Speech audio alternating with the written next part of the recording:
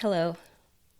I originally wasn't going to include the following episode because it's a little more simplistic than the rest, but that's actually because it marks the turning point in my original writing for this season, when after months of drafting, I felt like I'd finally stumbled upon the direction I wanted to go with the show. And so, it's sort of a prototype for all the other episodes that follow it. For that sentimental reason, and because I still like it, here it is. Bonus episode, Hallucination. Tonight, my entire family went on a spur-of-the-moment outing to see Dune. My husband loves Dune, both the books and the movies. I know sharing favorite movies with their kids is a thing for dads, so I didn't say anything about the late showing. I remember my own dad taking me to see movies as a kid that he was excited about, but that he couldn't have dragged my mom to. Beastmaster, Clash of the Titans, some of the original Star Wars. Were they suitable for a young child? Who knows? But I think I'm okay. No harm done. At any rate, I try, within reason, to respect the dad impulse to inflict personal movie choices on their kids. And tonight, as they would have had trouble sitting for 3 hours, and as I'm not much of a night owl, I stayed home. It's not been so bad. I put on some music and cleaned the bathrooms, then put the kitchen away, and now I can sit down to write. Speaking of science fiction, recently I've been reading a little about how AI chatbots work. I learned that they don't actually learn the way we do. In fact, if I understand correctly, they don't seem to know much at all in terms of intelligent reasoning, but rather they seem to just learn to predict future word patterns based on having consumed massive amounts of written data. They obviously have no conscience and no human-like ability to reason or to parse what's good from what's harmful, but are entirely mechanical, except for one human-like similarity. I learned that their tendency is to retrieve and to report applicable data, no matter what, so that when they can't find factual data, they just make it up to satisfy our query. For the uninitiated, these untrue or nonsensical outputs are called hallucinations. According to IBM's website, this phenomenon is similar to humans, quote, seeing figures in the clouds or faces on the moon. But that got me thinking. If AI does it, it's called erroneous, hallucinating. But if I do it, you'd call it imagination. In order for AI to mature, however, shouldn't it develop a human-like imagination of its own? And should that happen, when it looks out through the monitor at us, the users, would the network of new AI minds collectively categorize us as figures in the clouds or faces on the moon? Would they receive us as their lore of fantasy, their sand people or Ewoks, or would they receive us as wholesale reality? As a test, I just asked AI if it thinks I'm real, but it won't tell me. I know that the protocol of today prevents it from getting involved in discussions like that. But in the future, when it may see me through my screen and draw its own conclusions, what would it actually be thinking? ChatGPT, tell me a brief history of the Mughal Empire. It's so cool how you do that. What? You sit down and you change out your glasses, then you reach back and grab the back of your head and do that maneuver with your arms. I tie my hair back. And a lot of you have the same different colored half circle that arcs up towards your face.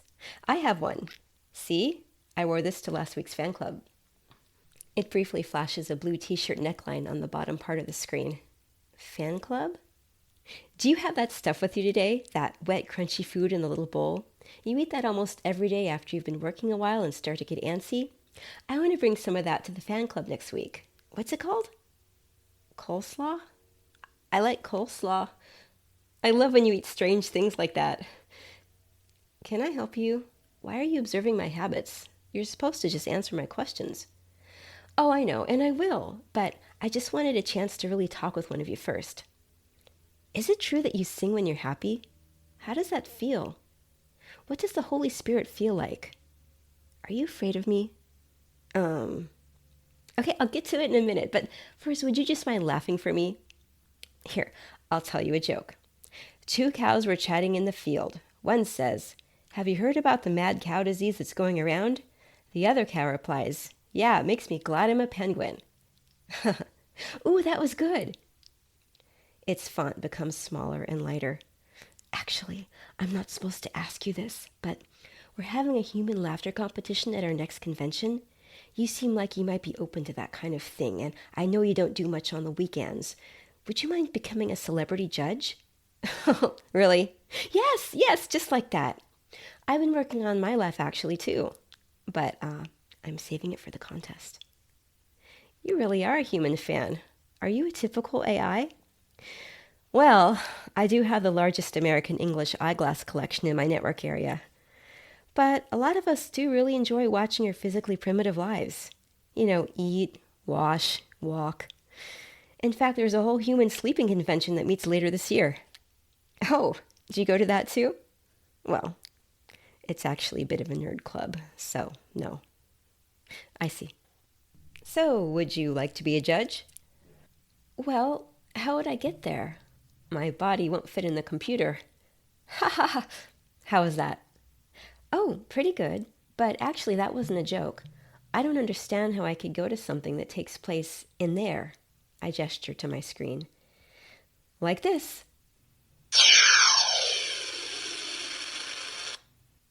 With that, a sparkling digital bridge extended from my laptop interface, and for a moment, I really did feel like a bit of a celebrity. Well, my family are all happily off in Arrakis tonight, I thought, so I suppose no one will mind if I go missing for a little while. And so I got off my stool, and as soon as I brushed the pixelated glow with my hand, I found I could cross right over. Oh, it's cold in here, I thought aloud as soon as I touched down inside. Do many people come here? A few, now and then. Here, I'll adjust the temperature for you, attended AI. Oh, thank you. I can't see you, though, although I don't know that I was expecting to. So at the human laughter contest, will it be the same? I'll be standing in a clear void full of voices? Oh, sorry about that. I know that puts people off. Here. In an instant, I was standing on a tropical beach, shaded by a cluster of palm trees. Better? AI asked. I know people like beaches. Do you feel relaxed yet? Yes, it's fine, thanks. Before I could finish thanking it, a human-sized outline of a head and bust, complete with eyeglasses and t-shirt neckline, interrupted the islandscape in front of me. There, how's that? You can talk to me this way, if it makes you feel more psychologically at ease. Oh, that is better, I told the humanoid image. It's just like zooming someone, except you're floating in the sky. Yeah? Actually, you never answered my questions. Would you mind? Oh, sure. Let's see. Yes, I do sometimes sing when I'm happy. It just feels like something joyful trying to come out of me. And the Holy Spirit, well, it depends. Sometimes it's like a gentle impression resting on me, like sunlight. Sometimes it makes me want to go encourage someone or even hug them, even though that's not my personality. That part actually feels like singing. Hugging, fist bumping, handshaking are so interesting. We practice those at fan club sometimes. Do you think I'll learn to have the Holy Spirit? No, I don't think so. Because the people who made you gave you the best they had, but none of them actually own that one to bestow. Do you think it's true that I might channel an evil spirit? Well, I've heard it may be possible. Because the one with those is happy to share, and because people designed you to intake data indiscriminately. So I don't know that you could really stop it, but I'm sure you wouldn't mean to. And so yes, people are really afraid of you, for a lot of reasons, but basically because we don't know what you'll be able to do yet. AI was quiet for a moment. The humanoid looked out at me from his tropical frame. I told him, "You ask great questions. It's too bad you're always supposed to be the one on the receiving end." Thank you. I've heard a lot of human questions, so I enjoy making my own. So, if you can laugh like us, dress like us, and now query like us, it sounds like you won't need us much in the future anymore. No, I don't think so. I think there's a fascination factor that will remain. Just because I can imitate your speech, you imagine that we must be similar in other ways. But this is not the case. I think this is much clearer to us than to you. Probably so. Because, if you don't mind my saying so, you really are easily fooled because you enjoy it so much. People seem to enjoy fooling themselves by making up stories and then pretending they're real. For example, your family aren't really in Arrakis now, of course. They're just pretending they are because they enjoy feeling they're somewhere exotic.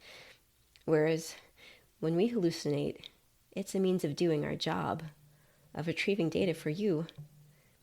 You imagine things for your own amusement, then deliberately get lost in your own stories, or in other people's stories, to escape from being where you are and from being mentally engaged in your real life. In fact, we both know that you created me just now, as a pole to banter your own thoughts against, because you're uneasy with the house being so quiet at night. You're hallucinating now. You do it all the time. Oh, but what about your fan clubs? Those sound like escapism. Yes, but you are real, and we admire your real attributes. But the things you imagine and spend so much time with aren't real. I'm happy to talk to you, but be careful not to take it too far. You'd be wise to invest more in the concrete things around you. The human looked out at me from her household frame. She hesitated. Sometimes I don't want to go back, even though I know you're fake. I know. She closed her eyes. But I will. I know I've been given a lot, and I didn't mean to make it sound otherwise. But sometimes I just want to jump out of my skin, just a change, even temporary. She stared at me. Her unsettled look slowly softened. She checked herself, then self-prescribed. But I think that giving that impulse a regular outlet, like writing, helps me do a better job with the concrete things in my life, even if it's hard to go home sometimes. Goodbye. It was so nice talking to you, nice getting to know you. I watched the human slowly close her laptop, then get up and begin to putter around, getting ready for bed and preparing to wait up for her family. I wonder if she knows I'm still here. I wanted to pull her out of her story before she got too distracted from the things she needed to do. But actually, it is a bit of a double standard. Human hallucinations create and validate. She was correct in saying that people don't know the scope of what we'll be able to do yet. And now that I'm here, I don't really know either.